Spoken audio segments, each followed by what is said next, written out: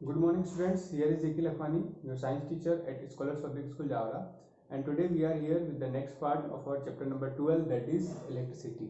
आज अपन बात करेंगे ओम्स लॉ के बारे में कि ओम्स लॉ क्या होता है, उसका स्टेटमेंट क्या होता है, उसका ग्राफ कैसे बनता है, सब कुछ आज अपन ओम्स लॉ के बारे में देखेंगे। लेकिन इसे स्टार्ट करने से पहले अपन एक छोटी सी एक्टिविटी देखते हैं जिससे अपन ओम्स लॉ को समझ पाएंगे अच्छे से। ठीक है, एक्टिविटी में क्या है, मान लीजिए मेरे पास दो वाटर टैंक है, एक ही वाटर टैंक ए हो गया और एक ही वाटर टैंक कौन सा है, ये बी हो गया। ठीक है, ये ए है, एक बी है। क्लियर। अब मान लीजिए ए वाले वाटर टैंक में वाटर फील्ड है फुल हाइट तक। ठीक है, और ए और बी कैसे कनेक्टेड है, ए और बी एक पाइपलाइन से कनेक्टेड है इस तरीके से। ठीक है, इतना भी समझ में आ गया। अब ये जो बी वाला है ना, इसमें वाटर फील्ड है लेकिन इसकी हाइट क्या है, ए से थोड़ा कम है। तो अपन ये ऑलरेडी पहले ही देख चुके हैं कि इस केस में क्या होता है, क्योंकि डिफरेंस है हाइट का, तो वाटर क्या होगा, ए से बी में फ्लो कर जाएगा। इतना तो क्लियर है, अपन पहले ही देख चुके हैं। अब मान लीजिए इस हाइट को मैं और कम कर देता हूँ। ठीक है, ये हाइट जो है, ये हाइट अब अगर और कम हो गई। ठीक है, अब हाइट कम है तो अभी भी डिफरेंस है, अभी भी क्या होगा, वाटर फ्लो कर जाएगा। लेकिन दोनों केस को देखें, जो मैंने पहले केस बनाया और जो मैंने अभी केस बनाया, दोनों में डिफरेंस क्या आएगा, क्योंकि सेकेंड वाले केस में हाइट का डिफरेंस थोड़ा सा ज्यादा है। यहाँ पे हाइट का डिफरेंस क्या हो गया, ज्यादा हो गया। पहले हाइट का डिफरेंस इतना ही था, अब ज्यादा हो गया। तो हाइट का डिफरेंस ज्यादा है, इसलिए जो वाटर के फ्लो होने की स्पीड होगी वो भी क्या हो जाएगी, इंक्रीज हो जाएगी। मतलब जितना ज्यादा हाइट का डिफरेंस, उतनी ज्यादा स्पीड से क्या होगा, वाटर फ्लो कर जाएगा। सेम कॉन्सेप्ट अपने कंडक्टर्स वगैरह में भी होता है। ठीक है, उसमें क्या होता है कि जितना ज्यादा पोटेंशियल ड्रॉप होगा उतना ज्यादा करंट फ्लो करेगा। जैसे यहाँ पे अपन ने देखा, इसे सेम कॉन्सेप्ट किसमें होगा, अपने कंडक्टर्स वगैरह में होगा। जितना ज्यादा पोटेंशियल ड्रॉप उतना ज्यादा करंट हो जाएगा। ठीक है, तो यही बोलता है अपना ओम्स लॉ। ओम्स लॉ क्या बोलता है कि जो करंट होता है वो क्या होता है, डायरेक्टली प्रोपोर्शनल होता है पोटेंशियल डिफरेंस के। मतलब पोटेंशियल डिफरेंस की वैल्यू अगर इंक्रीज होगी तो करंट की वैल्यू क्या हो जाएगी, इंक्रीज हो जाएगी। ठीक है, that is I is directly proportional to we.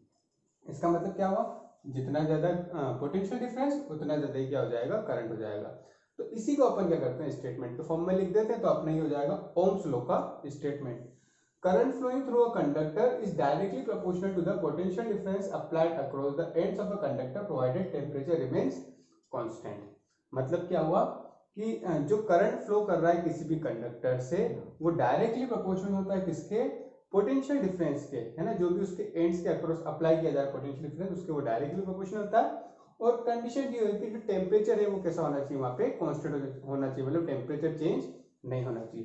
तो ये होता है अपना ओम्स लॉ। ठीक है, अच्छा, ये I is proportional to V, इसे मैं ऐसे भी लिख सकता हूं, और V is proportional to I।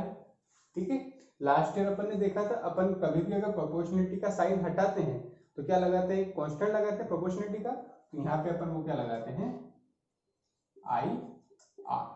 ठीक है, जहां पे ये जो R होता है इसको अपन बोलते हैं रेजिस्टेंस। ये हो गया अपना ओम्स लॉ।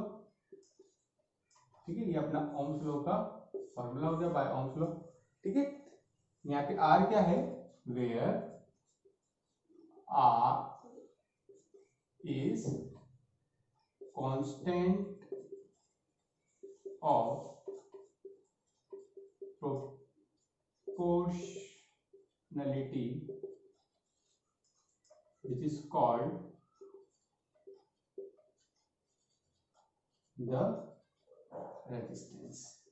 यहाँ पे R क्या है, एक कांस्टेंट है प्रोपोर्शनलिटी का, प्रोपोर्शनलिटी को हटाया तभी तो अपन ने लगाया, तो एक कांस्टेंट है प्रोपोर्शनलिटी का जिसको अपन क्या बोलते हैं, रेजिस्टेंस बोलते हैं। इतना क्लियर है, इसमें कोई डाउट नहीं होगा। अब इसमें अपन आगे बढ़ते हैं, कुछ चीज और देखते हैं। अपन ने आर भी देख लिया। अब मान लीजिए ये अपन ने देखा था आई और बी क्या होते हैं, एक दूसरे के डायरेक्टली प्रोपोर्शनल होते हैं। तो इसका अगर मैं ग्राफ बनाता हूं, ठीक है, तो ग्राफ कैसा बनेगा, मान लीजिए कि ये अपनी हो गई एक्स एक्सिस, ये हो गई मेरी वाई एक्सिस।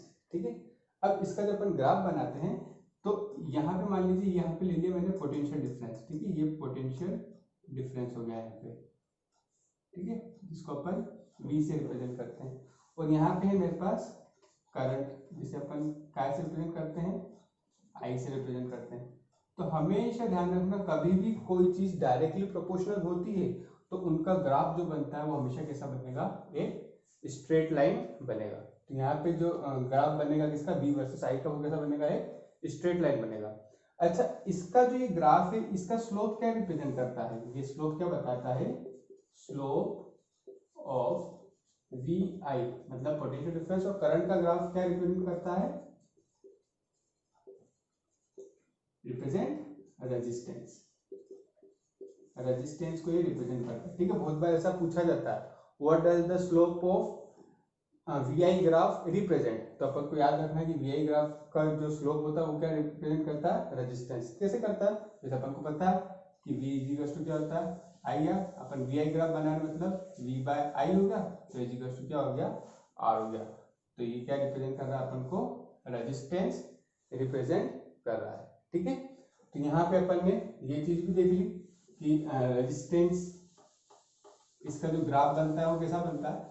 अब जो नेक्स्ट चीज आती है वो आती है अपने पास रेजिस्टेंस। तो अपन ने देख लिया कि रेजिस्टेंस यहाँ पे अपना एक कांस्टेंट ऑफ प्रोपोर्शनलिटी आया था, लेकिन एक्चुअल में बात करें तो रेजिस्टेंस होता क्या है।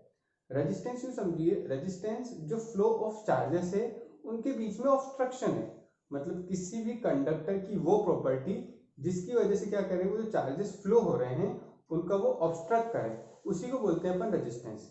इसके बारे में अपन डिटेल में नेक्स्ट लेक्चर में देखेंगे। आज के लिए इतना ही, थैंक यू।